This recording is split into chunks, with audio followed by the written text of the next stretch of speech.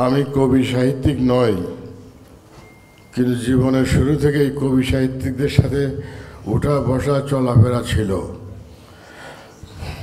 1968 সাল থেকে কবি মতিউর রহমান মল্লিকের সাথে পরিচয় সম্পর্ক ছিল।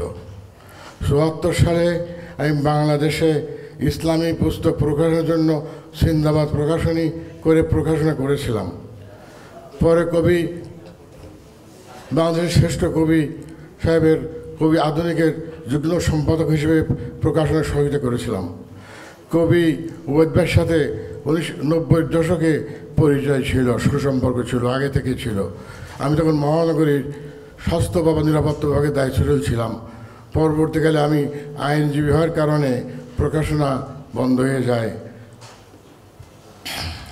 ওনার সাথে মহানগরীর বিভিন্ন জায়গায় এবং থানায় আমি ওঠা বসা চলাফেরা করেছি।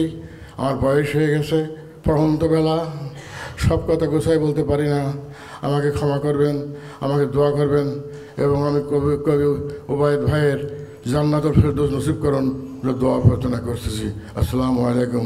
আমার জন্য দোয়া করবেন, যে ইমানের সাথে যে শহীদ আমাদের ছিলাম, আল্লাহ যেন সেই আশা পূরণ করেন। আমিন। আসসালামু আলাইকুম রহমতুল্লাহ বারকাতুহু।